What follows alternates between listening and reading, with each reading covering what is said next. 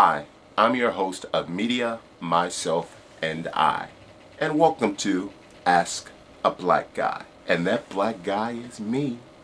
Occasionally, some of my white friends ask me general questions about black people. What the f*** you just asked me, white boy? What the f*** you asking me this question? Do I speak for 12 million people? Is there a reverend in front of my name? Is my last name Sharpton or Jackson? And I know what you're saying. Why do I have white friends? And the answer is quite simple. Affirmative action.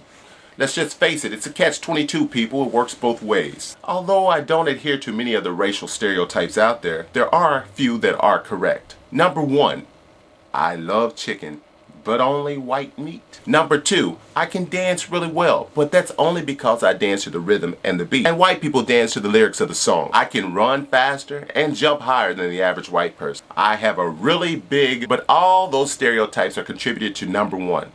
Chicken. They put a lot of steroids in chicken. Shout out to Tyson Chicken for making some delicious chicken breasts. I have this one friend and his name is Derek, and he works in the service industry. He delivers food which is less than 20 feet from the kitchen to the table. Not only does he expect you to pay for this overpriced meal, he expects for you to leave a tip, to pay for his cigarette habit, and to pay for his electric bill. I don't see anything wrong with being a server if you're working your way through college and you're under the age of 24. One day, Derek asked me, why don't black people tip? I got a tip for your ass. Don't rely on the kindness of strangers. A lot of the racial tension between blacks and whites can be eradicated through the use of dialogue and asking questions about each other's culture. What about 400 years of slavery and apartheid? Why is it when Justin Timberlake make an album it's called pop, but when Usher make the same type of damn music it's called R&B? Where's my 40 acres and a mule? But before I take the logical approach to answering this question, I must suppress the angry black male that's inside every black man. Some of you black people do not tip. Let me correct that statement. The majority of black people do not tip. You want to run your server up and down the aisle ordering all types of foods and stuff that are not on the menu, asking if you can change this item and can you put this on, can you do this, can you? You're not going to even the score of slavery. I even asked you if you wanted some Jamaican jerk chicken seasoning. And you know what? None of the shit is offered on the menu. I brought this shit from home because I thought I might have a black table tonight. I didn't tell you to order that damn foo-foo drink with 5 different flavors inside of it. Of course the shit is watered down. If you want a stiff drink, you should order your shit on the rocks. Black people, here's a clue.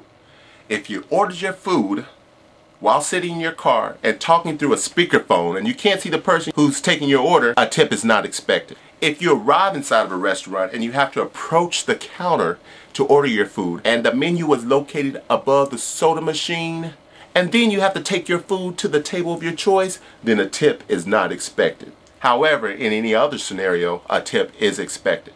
In summary, black people, if you can't afford to eat out and tip your server, then save your coins and dollars and supersize your next meal.